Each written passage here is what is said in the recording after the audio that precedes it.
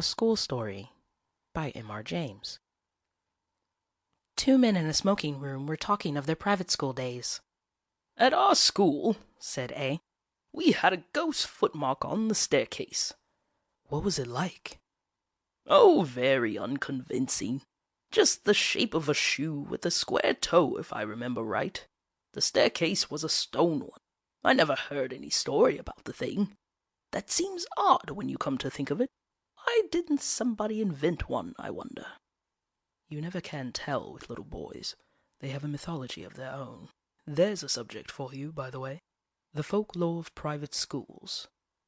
"Yes, the crop is rather scanty, though. I imagine if you were to investigate the cycle of ghost stories, for instance, which the boys at private schools tell each other, they would all turn out to be highly compressed versions of stories out of books." "Nowadays the Strand and Pearsons and so on would be extensively drawn upon." "No doubt. They weren't born or thought of in my time. Let's see. I wonder if I can remember the staple ones that I was told. First, there was the house with a room in which a series of people insisted on passing a night, and each of them in the morning was found kneeling in a corner and had just time to say, 'I've seen it,' and died." "Wasn't that the house in Berkeley Square?" "I dare say it was. Then there was the man who heard a noise in the passage at night, opened his door and saw someone crawling towards him on all fours with his eye hanging out on his cheek. There was besides, let me think. Yes, the room where a man was found dead in bed, with a horseshoe mark on his forehead, and the floor under the bed was covered with marks of horseshoes also. I don't know why. Also, there was the lady who, on locking her bedroom door in a strange house, heard a thin voice among the bed curtains say, 'Now we're shut in for the night.' None of those had any explanation or sequel. I wonder if they go on still, those stories." "Oh, likely enough, with additions from the magazines, as I said. You never heard, did you, of a real ghost at a private school?"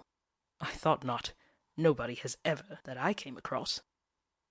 "From the way in which you said that, I gather that you have." "I really don't know, but this is what was in my mind.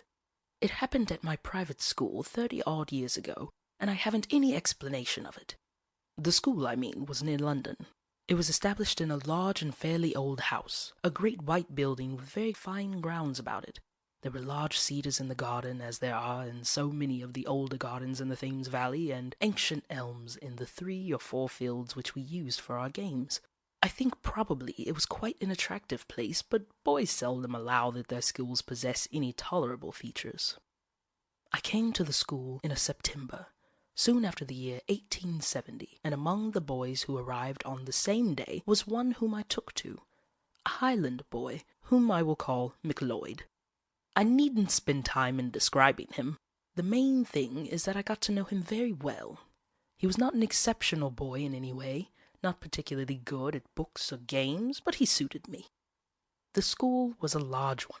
There must have been from 120 to 130 boys there as a rule, and so a considerable staff of masters was required, and there were rather frequent changes among them. One term, perhaps it was my 3rd or 4th, a new master made his appearance. His name was Samson. He was a tallish, stoutish, pale, black-bearded man. I think we liked him. He had travelled a good deal and had stories which amused us on our school walks, so that there was some competition among us to get within earshot of him.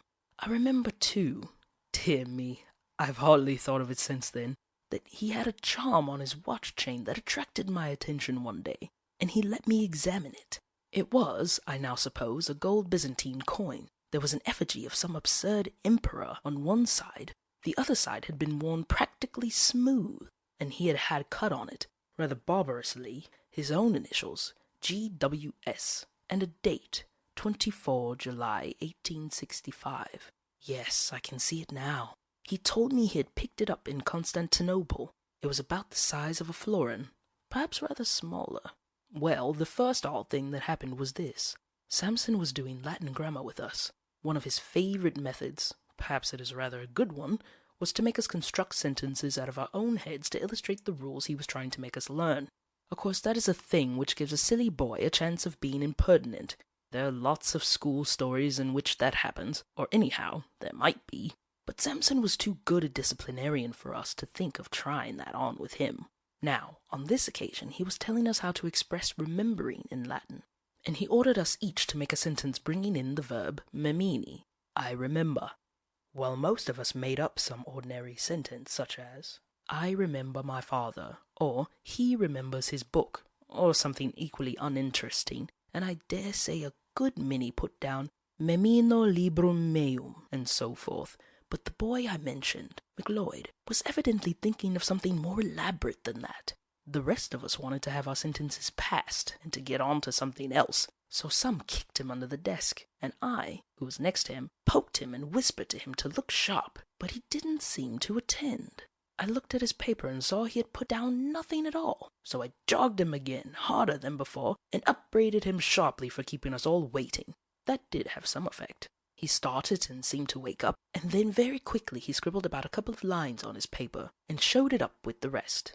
As it was the last or nearly the last to come in, and as Samson had a good deal to say to the boys who had written Memeniscimus patri meo and the rest of it, it turned out that the clock struck 12 before he had got to McLeod, and McLeod had to wait afterwards to have his sentence corrected. There was nothing much going on outside when I got out, so I waited for him to come.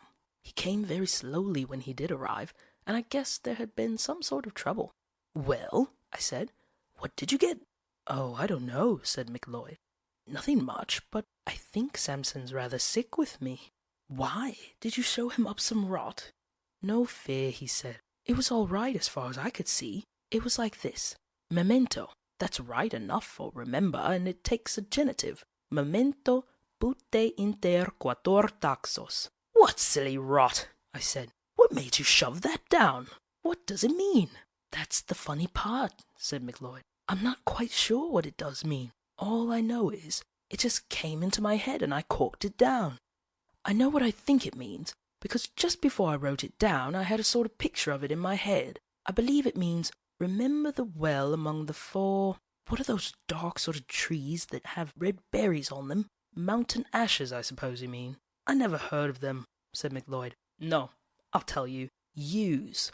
Well, and what did Samson say? Why, he was jolly odd about it. When he read it, he got up and went to the mantelpiece and stopped quite a long time without saying anything, with his back to me. And then he said, without turning round, and rather quiet, what do you suppose that means? I told him what I thought, only I couldn't remember the name of the silly tree.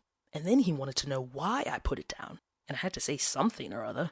And after that he left off talking about it, and he asked me how long I'd been here, and where my people lived, and things like that, and then I came away. But he wasn't looking a bit well. I don't remember any more that was said by either of us about this. Next day McLeod took to his bed with a chill or something of the kind, and it was a week or more before he was in school again, and as much as a month went by without anything happening that was noticeable. Whether or not Mr. Samson was really startled, as McLeod had thought, he didn't show it. I'm pretty sure, of course, now, that there was something very curious in his past history, but I'm not going to pretend that we boys were sharp enough to guess any such thing. There was one other incident of the same kind as the last which I told you. Several times since that day we had had to make up examples in school to illustrate different rules, but there had never been any row except when we did them wrong. At last there came a day when we were going through those dismal things which people call conditional sentences, and we were told to make a conditional sentence expressing a future consequence. We did it, right or wrong, and showed up our bits of paper, and Samson began looking through them. All at once he got up, made some sort of noise in his throat, and rushed out by a door that was just by his desk. We sat there for a minute or two, and then, I suppose it was incorrect, but we went up, I and one or two others, to look at the papers on his desk. Of course I thought someone must have put down some nonsense or other, and Samson had gone off to report him. All the same, I noticed that he hadn't taken any of the papers with him when he ran out. Well, the top paper on the desk was written in red ink, which no one used, and it wasn't in anyone's hand who was in the class. They all looked at it, McLeod and all, and took their dying oaths that it wasn't theirs. Then I thought of counting the bits of paper, and of this I made quite certain, that there were 17 bits of paper on the desk, and 16 boys in the form. Well, I bagged the extra paper, and kept it, and I believe I have it now. And now you will want to know what was written on it. It was simple enough, and harmless enough, I should have said. Si tu non veneris ad me, ego veniam ad te. Which means, I suppose, if you don't come to me, I'll come to you. Could you show me the paper? Interrupted the listener. Yes, I could, but there's another odd thing about it. That same afternoon I took it out of my locker. I know for certain it was the same bit, for I made a finger mark on it, and no single trace of writing of any kind was there on it. I kept it, as I said, and since that time I have tried various experiments to see whether sympathetic ink had been used, but absolutely without result. So much for that. After about half an hour, Samson looked in again, said he had felt very unwell, and told us we might go. He came rather gingerly to his desk and gave just one look at the uppermost paper, and I suppose he thought he must have been dreaming. Anyhow, he asked no questions. That day was a half-holiday, and next day Samson was in school again, much as usual. That night the third and last incident in my story happened. We, McLeod and I, slept in a dormitory at right angles to the main building. Samson slept in the main building on the first floor. There was a very bright full moon, at an hour which I can't tell exactly, but sometime between 1 and 2, I was woken up by somebody shaking me. It was McLeod, and a nice state of mind he seemed to be in. "Come," he said, "come, there's a burglar getting in through Samson's window." As soon as I could speak, I said, "Well, why not call out and wake everybody up?" "No, no," he said, "I'm not sure who it is. Don't make a row. Come and look." Naturally, I came and looked, and naturally there was no one there. I was cross enough, and should have called McLeod plenty of names. Only, I couldn't tell why. It seemed to me that there was something wrong, something that made me very glad I wasn't alone to face it. We were still at the window looking out, and as soon as I could, I asked him what he had heard or seen. "I didn't hear anything at all," he said, "but about 5 minutes before I woke you, I found myself looking out of this window here, and there was a man sitting or kneeling on Samson's windowsill and looking in, and I thought he was beckoning." "What sort of man?" McLeod wriggled. "I don't know," he said, "but I can tell you one thing. He was beastly thin, and he looked as if he was wet all over. And," he said, looking round and whispering as if he hardly liked to hear himself, "I'm not at all sure that he was alive." We went on talking in whispers some time longer, and eventually crept back to bed. No one else in the room woke or stirred the whole time. I believe we did sleep a bit afterwards, but we were very cheap next day. And next day Mr. Samson was gone, not to be found, and I believe no trace of him has ever come to light since. In thinking it over, one of the oddest things about it all has seemed to me to be the fact that neither McLeod nor I ever mentioned what we had seen to any third person whatever. Of course no questions were asked on the subject, and if they had been, I'm inclined to believe that we could not have made any answer. We seemed unable to speak about it. "That is my story," said the narrator. "The only approach to a ghost story connected with a school that I know, but still, I think, an approach to such a thing. The sequel to this may perhaps be reckoned highly conventional, but a sequel there is, and so it must be produced. There had been more than one listener to the story, and in the latter part of that same year, or of the next, one such listener was staying at a country house in Ireland. One evening his host was turning over a drawer full of odds and ends in the smoking room. Suddenly he put his hand upon a little box. "Now," he said, "you know about old things. Tell me what that is." My friend opened the little box, and found in it a thin gold chain with an object attached to it. He glanced at the object, and then took off his spectacles to examine it more narrowly. "What's the history of this?" he asked. "Odd enough," was the answer. "You know the yew thicket in the shrubbery? Well, a year or two back we were cleaning out the old well that used to be in the clearing here, and what do you suppose we found?" "Is it possible that you found a body?" said the visitor, with an odd feeling of nervousness. "We did that, but what's more, in every sense of the word we found two." "Good heavens! Two? Was there anything to show how they got there? Was this thing found with them?" "It was, amongst the rags of the clothes that were on one of the bodies. A bad business, whatever the story of it may have been.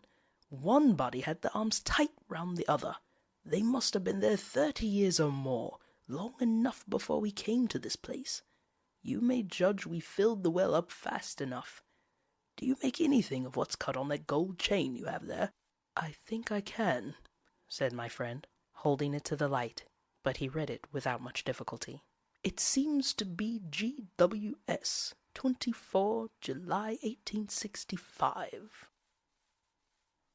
End of A School Story by M.R. James.